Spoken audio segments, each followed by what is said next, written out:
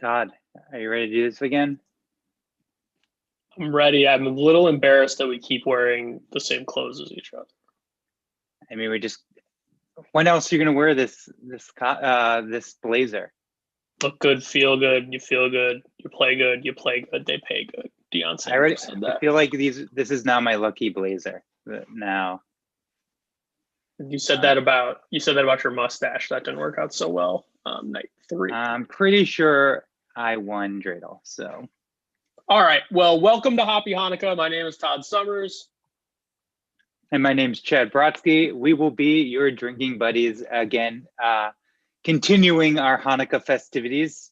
And now it is the 5th night of Hanukkah. Let's open our night 5 beers. Let's open our fifth beer. Oof. There's another person. We'll introduce him shortly. We promise he's not an interloper. He didn't Zoom bomb. Supposed to be here. I'm opening these with you.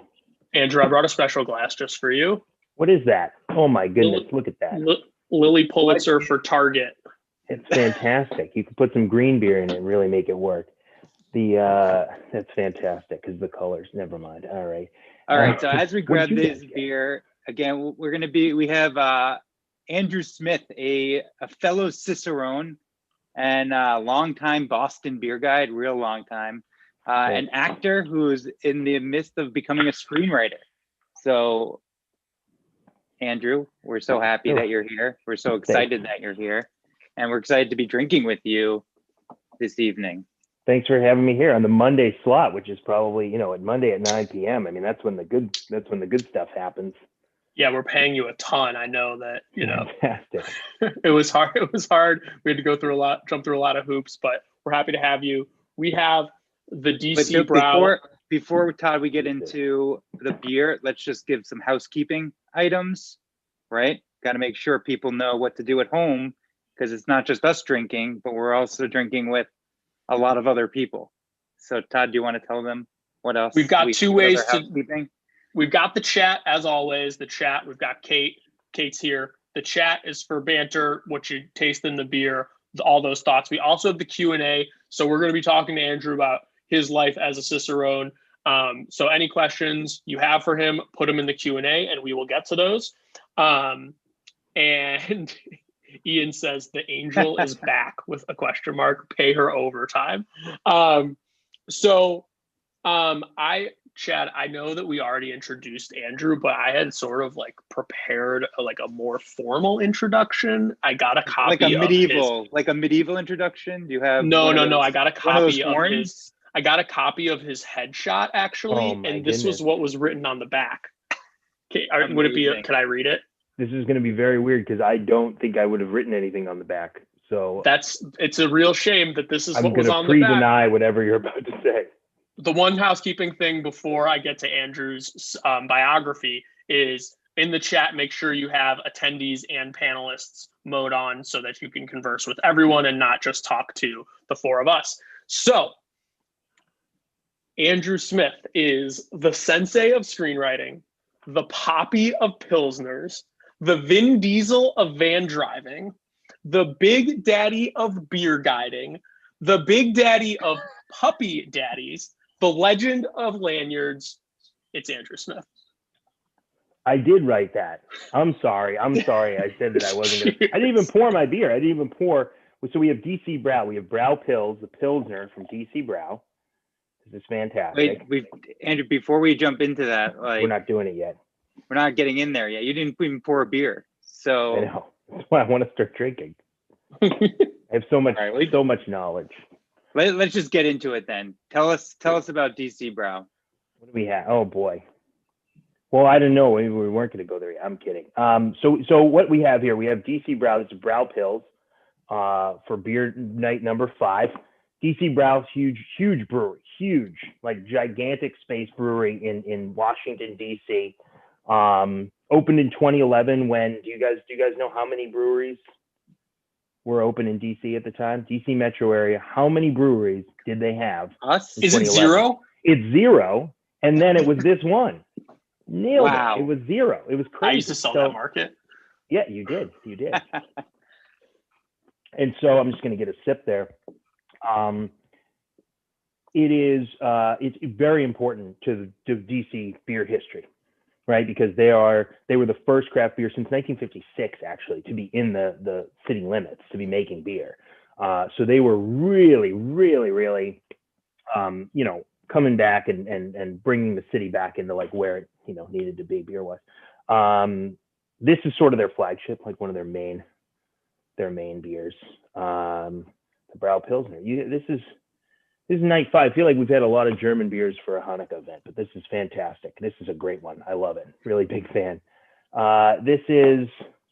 It actually says, what does it say? They talk about a little bit about their history on there as well. Paying homage to one of. What do you see? Where are we at color wise? I might rock that. I got my nice. DC Brow hat. And there was a sticker in there, right? Was there? There was a sticker. There was. I was so for everybody. awesome. I destroyed. I was contemplating just putting it on like that. You don't want to do that. Is it? Oh my goodness. Yeah, you don't want to. I don't have it. I'm doing that. It's hot in here. I got my City Brew Tour. I got my Brew Tour shirt on. I'm like guiding over here.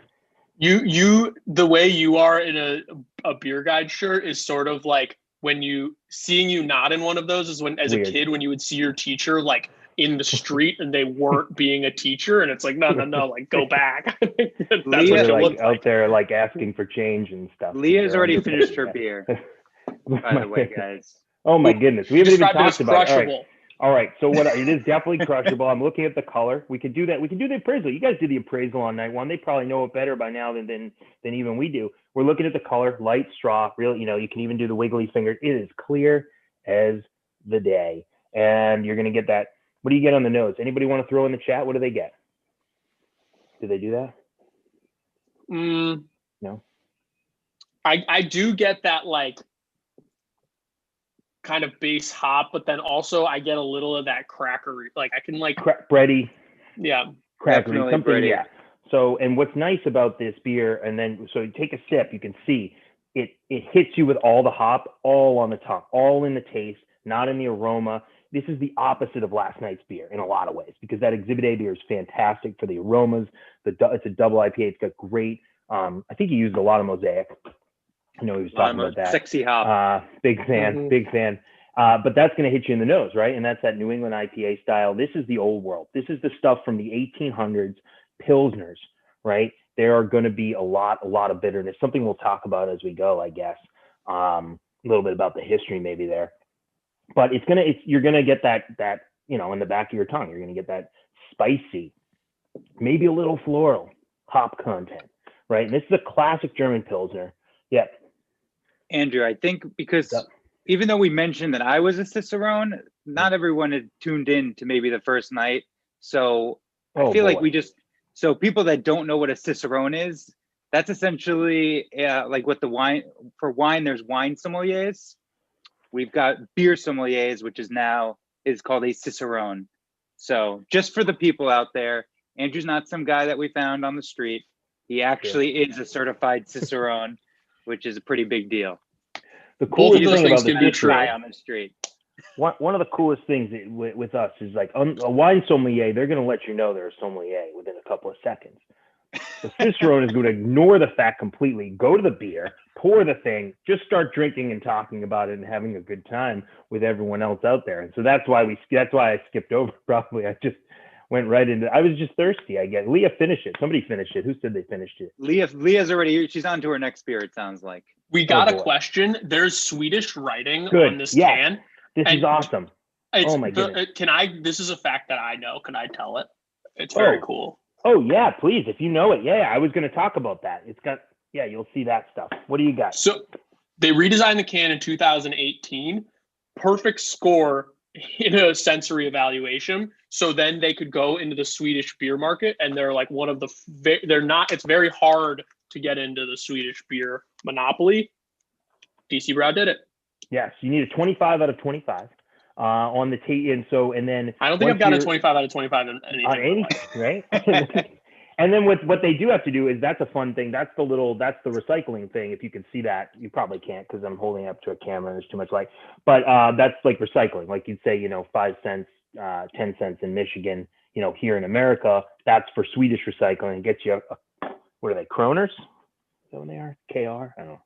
I don't know that, but I know what the perfect score is on the Swedish tasting exam for beer. So, but I don't know what they use for money. So perfect. And speaking of money, let's get to our first question. We have a question that says, what kinds of opportunities / venues do Cicerones work in? So like, how has being a Cicerone enhanced your life / made you rich and famous?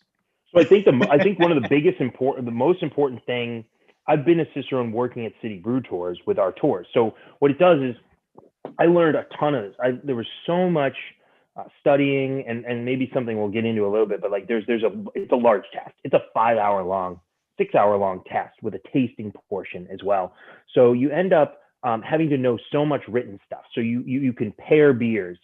You write an essay on that. You have to know history of beer. There's 100+ questions of just, what's the difference between a German Pilsner and a Czech Pilsner? Maybe that's something we should talk about here. You also might have something like, tell us the entire history of the Belgian wit, these kind of things. So they range, right? And so it's a lot of knowledge, but acquiring that knowledge and even just learning it on the way. And I know we have plenty of people at City Brew Tours that could pass this thing, I think, easily, because they know so much. But it's that acquiring the knowledge, making sure you get there, that you can then bring that knowledge to a job. For me, it's always been guiding. It's always been being able to answer anybody's question on a tour. Sounds like a challenge. Yeah, always. And so maybe we'll see. We can do a little stump the Cicerone. But it's about being able to always have the knowledge to back up something. So if people ask you questions, they're going to want an answer if you're a beer expert. And so it's really about that. I think that's the most important thing. In terms of leading to jobs, sure, a lot of people. There are a lot of jobs out there. A lot of this, doing sales for beer companies, they want you to have it. I know Sam Adams, which I have one of their glasses here. Sam Adams has all their people in Boston do the Cicerone. It's something that is important to a lot of companies. So there are certainly jobs out there. For me, it's always been just having that extra step of knowledge, and it makes people take our tours again. You know what I mean? It turns it's great for business, and it's great for satisfaction, seeing people leave, feeling like they really learned something, but also had a great time.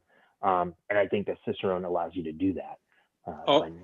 Yeah. Also, just if you're just like wine sommeliers, high-end restaurants and things where they're building out that beer portfolio, they're going to want a Cicerone to be managing that portfolio, just like they would want a wine sommelier to do their pairings and build out their wine portfolio. Same thing goes from the beer perspective as beer explodes. And so many people are doing that too in restaurants, right? I mean, it's just like, it's the big thing. It's having, a great craft beer program and beer food pairing too. I mean, that's a big part of this. And it sells more food, it sells more beer. It's perfect. It's great for the restaurant. It makes it an experience. I said night one that craft beer lets you turn sort of drinking into a hobby. And it's sort of like being a Cicerone sort of formalizes stuff that a lot of people knows, which when you're running a business in beer, that you sort of need that, right? Yeah. It's almost a prerequisite. So Andrew, I know that in our company, we have a lot of people who brewed beer before they got into this job. I want to know what got you into beer. Like what was that spark for you? So for me, the thing that really changed it was I was living in New York City, and there was a bit of craft. I lived right near this tiny little place. It was as wide as this couch, I feel like. It was called Other Half. Now they're huge. So I said it. I did that. Just a little place. You buried the lead. Let me pick this name up. But I was like right next, lived right near there, and we'd go over there, and you just, it was crowded. It was like kind of packed. The beer was amazing. I had some phenomenal craft beer bars in my neighborhood. Started really getting into. I love cask beer, something that you couldn't find, a lot of places. So for me, it became certainly a hobby. It came out of it came out of tasting and finding new beers and finding new flavors and learning about them, understanding about them, learning about the new companies. So for me, it was always like a knowledge quest, right? And rather than it was never about the hype of I have to have this because nobody else can get it. But for me, it was this is a really cool flavor. This is something I've never experienced in a liquid before. I like that. Let me find more of those, So that I think that's how it came in. And I worked at craft beer bars for a while. I think City Brew Tours too for me was something where it kind of combined love of talking to people, teaching people beer as well. And so putting that together, that actually got me way more serious about it. And that's when I started to really learn a lot about it as well. That's great. I mean, I think one that you just so casually mentioned that you just went into this tiny little place called Other Half, which is now like they release beers on the weekends and there's lines like wrapping around Brooklyn. So that I think that was my takeaway. It's a job to wait in line at Other Half. Like that, you get paid to wait in line for other people at Other Half. That is a job. That is creating an entirely new market of business. Gig economy right there. That's it. That's great. That's another thing you do as a Cicerone, but probably overqualified. This is true. That definitely overqualified. would be definitely an overqualification.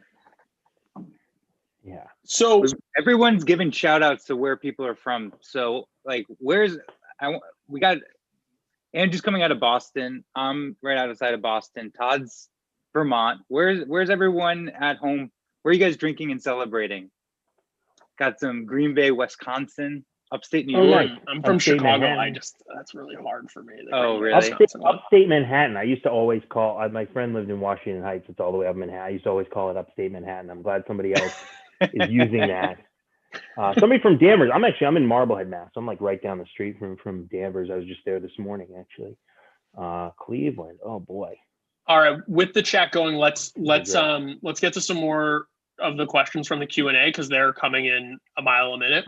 So one says, okay, good. We have so many good breweries in the Boston area. Shout out to Night Shift. But what is your favorite local Boston brewery? And I think I'm going to add a little Todd flavor on there, past or present. Past or present is Mystic. Nice. I love Mystic. And Mystic Brewery closed, but you can still. I actually had a Mystic beer within this past month. There's still Mystic on tap at a couple of places in Alston and Brighton. It might be old. It might be that Brian, the old owner there, has been making it at another brewery. I'm not entirely sure. Either way, it's still delicious. It's really aged stuff. Ventus. It's aged, so it sits for months and it gets better and better. Mystic is still my favorite brewery because it's still on draft places around here. That's sort of a Schrodinger's cat situation there. It's Schrodinger's beer, which is kind of what this box is all about. It's all about Schrodinger's beer every night of the week. I think I'd still go with that. I really love what they do. There are some other fantastic ones that are obviously like out there. One I discovered recently is up here in Beverly, Mass. It's a Channel Marker. I was like blown away by how good this beer is from a tiny little small little place in Beverly. 3 guys running this brewery, and I thought the beer was phenomenal out of there. It's wonderful. So there's little ones popping up all the time too. So it's even hard to know. That's great. Let's get to one more and then we'll sort of get back to the Chad and Todd questions. But someone asked, how do they get the crackery character of a beer like this? Bud doesn't have that type of flavor. So anytime you can brew a beer better than Budweiser, you've got to be doing something, right? It's good malt. It's from the malt character essentially, and Budweiser is going to lose some of that by adding things like rice and whatever else. They also use a different type of barley that grows a little bit easier in America, less expensive too. 2-row versus 6-row. The other thing, but you'll notice about this beer, and probably where you're mentioning Bud, is this is incredibly highly carbonated, super refreshing. I know that one lady on the it sounded like she drank it before I even opened mine. It is very crushable, very refreshing, and that's really indicative of a German style. Notice it says Pils, right? It's not a Pilsner, it's a Pils. Pilsner. I'll give a little bit of history. Now I'm off on a tangent, but I'm going there anyway. This is the Cicerone just coming out of your pores. Pilsner, named for the town of Pilsen, right? City of Pilsen, Czech Czechia, Czech Republic, was Czechoslovakia, was Bohemia actually back then in the 1800s. They had a guy, Josef Groll, come in from Germany, and basically he was trying to teach. He made them their first lagers, and they were like better than anything in the world. Basically now, about 2/3 of like all lagers on the planet, which are like most of the beers we drink, are based on that Pilsner Urquell, which you've probably heard of from Pilsner, right? But in Germany, they then they almost like re-exported it, right? Back to Germany, and the Germans started making Pils. Out of respect, they didn't call it Pilsner for Pilsen, they called it Pils. And so the Germans have this style. And so this is more of a German Pils. It's a little bit more carbonated than a Czech Pilsner. It's also gonna, they both have spicy hops, maybe a little floral, but for the most part, it's also gonna be a little bit drier, meaning like less sweet. It's gonna be a little bit bitter, more bitter because of that as well. Essentially, hit you in the back of the tongue, but again, super highly carbonated, super refreshing, and that's the German Pils versus the Pilsner. Just a little bit of fun facts. That was a question on the Cicerone test that I took. Was it really? What is the difference between? It was one of the 100 multiple choice questions that you just have no idea what they're going to. How was it? Did you answer it? Did you write I got all it. I'm pretty sure I got it correct. Yeah. Probably did. Probably, yeah. Which one's more? Which one's hot? More highly attenuated? Which one's hot? Yeah. Oh, yeah.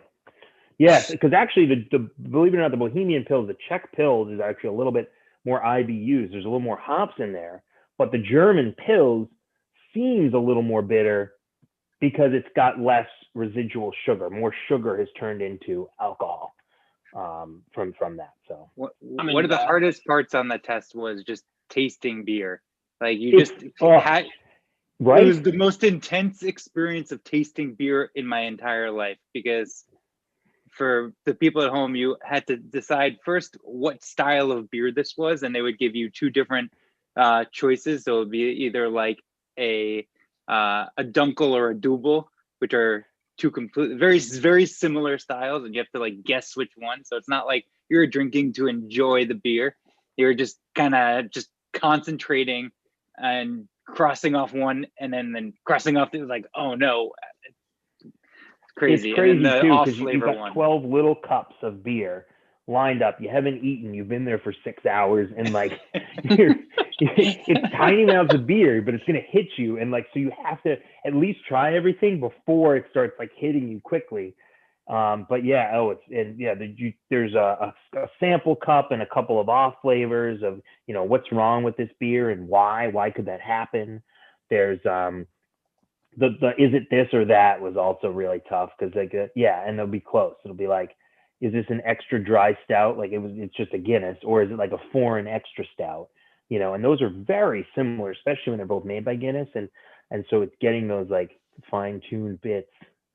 Yeah, it's a fun thing about going to breweries or bars with Chad and Andrew is that you'll be sort of or like whenever you can, you'll be standing near the bar, they'll hand you your pints of beer, and then you'll spend the next 2 minutes with them just with their nose and like saying words you've never heard to each other before when you're trying to like discern what they're picking up on. And you're like, yeah, this is floral. Like, this is great. It's also like 11:30. Can you maybe chill out for a minute?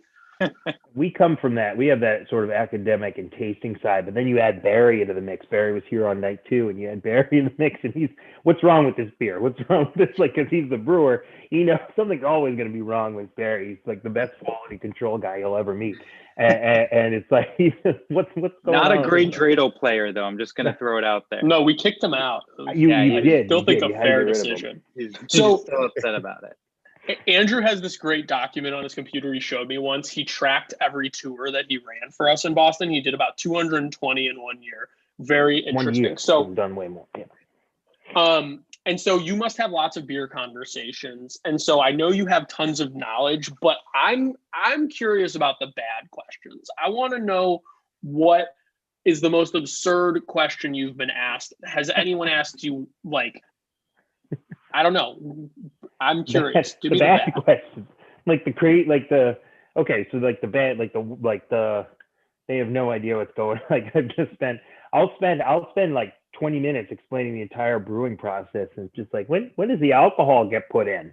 And for those who don't know, like that's like a scientific process that goes on for like when do they add the alcohol to it? Like they just think some guys in the back with a bunch of like handles of very cheap vodka, just like, like spiking the beer.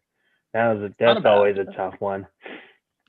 A lot of times you, let me see, what else would be a weird, sometimes it's just, people have no idea, like they'll be confused about some aspect, but be convinced that it's true. So it's like, IPAs make me hungover. It's like, no, it's you drink a lot of them or something, or you didn't drink water, or I can't have dark beers, I'm allergic.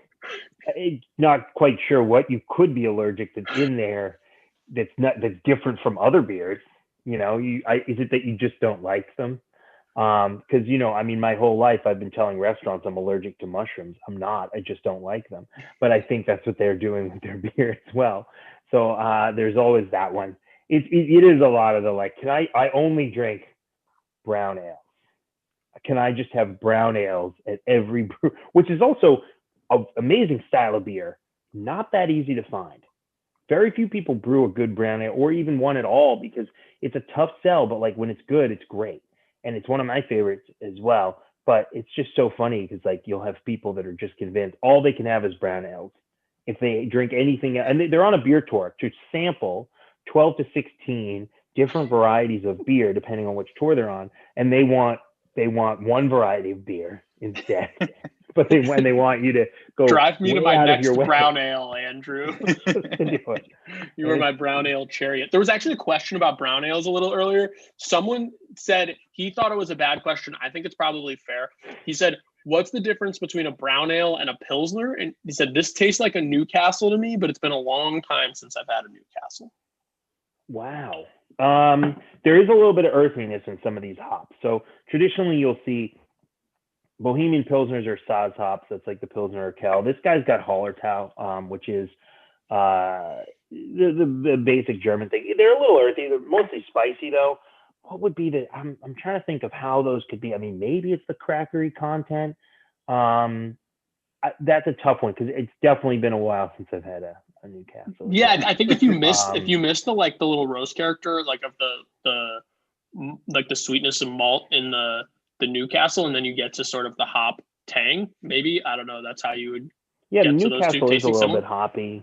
It also, the weird thing about Newcastle is it's also in the clear bottles, so it's susceptible to skunking, which some Pilsners that we know and a lot of people drink, like Heineken or Grolsch, or obviously like from that family, those tend to be in bottles that are like that will skunk too. I can't make skunking the technical. Is skunking the technical term of what that's supposed to be? Skunking is not. It's light struck. So sometimes folks at home, if you're drinking a beer that's in a green or a clear bottle, blue wavelengths of light are actually going to get in there and they're going to skunk the beer. They're going to make it taste kind of skunky, right? Heineken, Corona, Tsingtao, those beers. From around Grolsch as well. There's a bunch of them. There's a lot of them. They do not protect that light, and so they end up getting skunky. But people like it. People who drink those beers actually like that flavor because that's why they drink the beers. So then when you get like Corona in a can, it just doesn't taste the same. You're missing the skunk. And there's a lot of people out there. As a Cicerone, number one thing I can say is like, I don't know your body. I don't know your tongue. I don't know your. That's weird. I wouldn't say that, but I'd say like, I don't know what people are going to taste. So you can't account for taste. Everyone has their own taste. So I could tell you what's sort of the official term, the official line. But at the end of the day, you drink what you like. Not going to knock you for that. And that's how it goes. So getting back to the original question of Newcastle, I have no idea as to why Newcastle tastes like this beer. I can tell you that there are some similarities there, like I described, but for the most part, I think Newcastle is relying a lot on their little caramelized roasty malts. as a main backbone of the flavor. But I haven't had it in a while, you know. But this is still a testament to how good DC Brau's beer is, because like you can't hide any defect, any off flavors on these beers. And it's supposed to That's taste that's a really good point. Yeah, it's so good. Like, yeah, so crushable. High carbonation means like it also is opening up your tongue, so you taste stuff more. So you're absolutely, it's so hard to, when you go to a brewery, Chad. What do you try? You like to try different stuff, right? You like to try. Like, I'm on the German lager kick, so like this is like right. I'm gonna try this. I'm gonna try a Helles. I'm gonna try maybe a Vienna lager. But if you're trying to test out a new brewery and they have like a wide variety of stuff, you know, you want to go with stuff like this, these classics, to make sure that they're good as sort of a baseline. You know, you might try their IPA if they have one. You might try a dark beer, but you want something like this to really understand how good of a brewer you're dealing with. Because like Chad said, you cannot hide. You're not going for like a Skittle IPA as my, that's not gonna be my first beer. I always check how clean the bathrooms are, because I think you can tell a lot by how they like manage their space. Like, well, if I like brewer, glorified janitor, right? That's what the brewery. If you could see the brewery space too, the cleanest brewery I've ever been in my life was Off Color Brewing in Chicago, where Todd's originally from. And they so clean, but they deal their like main thing is yeast science, and so like they need this clean environment. They're scientists, and the stuff they do is amazing. It's phenomenal. I love it. Their most famous thing is taking Miller High Life, the base of Miller High Life, and actually fermenting it with champagne yeast. And so the champagne of beers, the literal champagne of beers, that's something that put them on the map around the country. But to do that, you have to have this like really clean environment. It's super cool. We have a special guest for the future, not saying what beer, not saying what brewery, but we're going to get into wilds and dig into might be tomorrow. Oh boy. It might be tomorrow, but there's no guarantees. No guarantees in the online Hanukkah content game. Andrew, I would like to transition a little bit here to another favorite topic of yours, which is taxes. So, and I know you read the news because we used to share an office wall, but are you familiar with any of the federal tax policy related to craft beer? I know there are some proposed changes. Do you know those updates? I don't think so, but I do know this. Every single beer, like whenever you have a glass of beer, a good portion of that goes to the federal excise taxes. There was a tax plan, obviously, that got changed in 2018. Is that the year? Was it 2018 that it passed? Yeah. The new tax plan lowered a lot of people's taxes if you're very, very wealthy. Without getting into politics, I don't need to say how I feel about it. One good thing in it, so I just said how I feel about it. The only good thing in it is that it did lower some of the excise taxes on small craft breweries. Is that what you're referring to, or some upcoming changes? Yeah. No, I think there are changes on the per barrel amount, like the excise tax per barrel based on size of brewery. I think if you could rattle that off the top of your head, I would probably encourage, like, that would be a little too impressive for me, Andrew. And I know we have another question about the difference. So canning, does it protect from light better than dark bottles? I think we can all just say yes for that one. And then yeah, I think that's it. Canning, definitely, obviously it's opaque, versus dark bottles are really good because they block the blue light, but a little bit can seep through, right? Just make sure for canning, the beer is not touching metal. Something that people might taste a beer from a can and be like, oh, this tastes metallic. That is not coming from the can. If I slice this can open, I'm not going to because I bleed everywhere.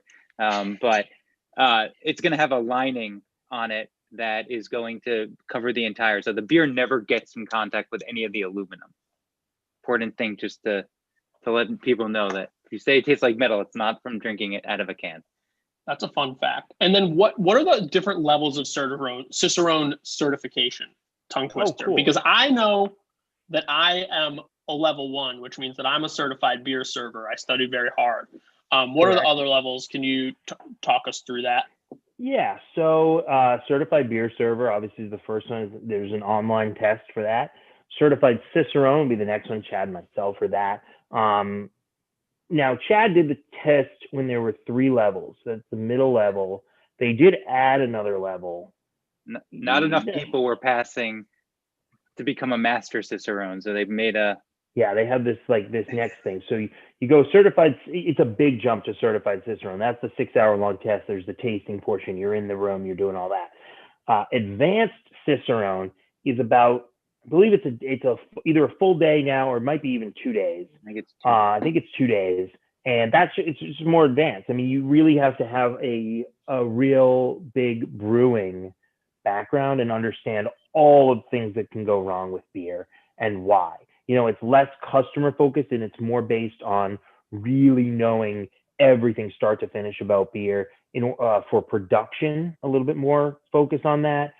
Master Cicerone, there's, last I checked, there were like 10 in the world or something. And that's like, you're there for like 5 days and it's the big level. I'm sure there's way more now. There's only really a couple of thousand of Cicerones out there in general anyway. It's not, it's always growing. But yeah, so the Master Cicerone is like the super high level, only a few. And Bud Andrews wants to know, did you get a certificate? Yes. Did somebody get theirs? Did they not mail it to you? I can't help you get that. There is a certificate. Yeah, actually, you know what? There's a pin here too. You get a pin that says certified Cicerone. Sorry, I'm just gonna. And anyone in City Brew Tours, or anyone that's working in the company for City Brew Tours that wants to get their Cicerone certification, we sponsor that entirely. So we want you to be furthering that beer knowledge. This is true. And then Andrew, what do you think? I've got, I think, 2 more questions for you. Yeah. I want to go back because I was looking at the question. I didn't know I could see. I can see them. I want to go back to the federal tax policy question because I think I know what they're talking about that's happening now. Is that the stuff I was talking about in 2018 is probably going to expire?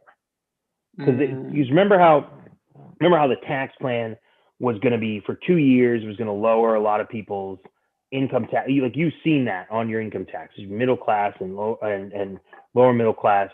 You've seen your taxes kind of stay, they've gone down a little bit in your paycheck. You might pay in the end of the year. It's a whole big mess. The wealthiest Americans will keep their tax cuts. That's how that works. But the brewers were also given this huge tax cut on the excise tax on all the beer, especially the small craft brewers, and those are going to expire too. But of course, I imagine that the taxes for the large brewers are going to stay. They would pay 3 times more per barrel. Kate came straight with the facts, the angel of knowledge. She said that Barry taught her. I just assumed that she pulled out an encyclopedia of knowledge in her brain. So Andrew, let's do 2 more. It's the same with the tax plan. Yeah. Vertical, and I think this question came when you were talking about Mystic, maybe horizontal versus vertical lagering. Oh boy. That is something that's probably going to be beyond me because that's going to be something that's more in the production side of stuff. So yeah, I'm not quite sure on that. I mean, I do know that essentially what happens is when you're lagering, you're cold fermenting and you're letting the beer sit there, and usually the yeast is bottom fermenting, so it's going to be down there in the little you usually have the conical shaped fermenters, right? When you have the flat bottom, it can make more of a delicate environment for the yeast. You're not pushing down the pressure. But then again, I don't know why you would do that. I didn't think you really want that pressure. But again, that's going to be more of a brewing production thing that's definitely beyond me. That is a stump the Cicerone. You win on that one because that's one that I can't really speak to super intelligently because I don't want to be wrong. Those conical shaped fermenters, those were initially designed for lagers, for German lagers, and then they became industry standard. I don't know when it happened, but any fermenter that you see that has a conical shaped bottom, that was originally for German lagers when it was. Yeah, and then they use them for everything. They use them for all the ales and the stuff, which Yeah, to me, it's everything. great. Like you don't need that. You make a better beer. It's easier. It's definitely better on the yeast. So I can tell you this: you can use if you have something that's sort of flat bottomed, you won't end up putting as much pressure on the yeast. So you're going to be able to get a lot more. It's better environment for the yeast. It's going to do a better job for you. Probably get higher Got it. attenuation out of that, but I don't want to speculate too much. Now, last thing before we say goodbye to you, probably only to see you tomorrow. I know you're a puppy dad. You said that in your intro. You're probably busy. What are things that are exciting you about beer right now? What's like your, Oh boy. what are some trends that you're into? What are you drinking? It's cool because it's hard to get stuff. Obviously, beer. I'm not going to bars ever. So the best thing that I'm seeing out there is in beer is like cans to go. Go to your local brewery. They're probably doing cans to go. Some of them deliver to you. That's the best thing you can do. In terms of trends and stuff, this is like perfect. It's for me. I love this. We've gone from having craft beer be all about the IPA to all about like the craziest lactose, milk, sugar, sweetest pastry stout, or like this one tastes like ice cream and all that stuff, which I like. I get it. It's cool, but you get some fatigue in your palate. I love that we're going back to classic styles. And so for me, that because I'm a fan of this stuff. There's stuff that's been around for hundreds of years for a reason. I'm a huge fan of cask ale or real ale. Living beer, it's still alive. It's at almost room temperature. The yeast is still doing its stuff. I love German beers. All right. The one that you guys had tonight, I'm so glad that I got to do this one. I wasn't sure what I was getting. So I'm so glad that I got to talk about this beer and talk about a Pilsner, because I love that we're kind of having a lot of that stuff too. Classic styles for me is really important. And I think that we're seeing that trend, and man, it's awesome, because being able to make a really good Pilsner is so much harder than being able to make something that tastes like a Reese's peanut butter cup. Or Todd's juice. Or Todd's juice. I like what I like. You like juicy stuff. Well, you had last night. Tonight, this one's for me. You got some other crazy. I haven't even looked in the box. I don't know what's next. That's because you have to wait. That's like part of the exercise. You're not supposed to look in the box. Do you know how hard that is?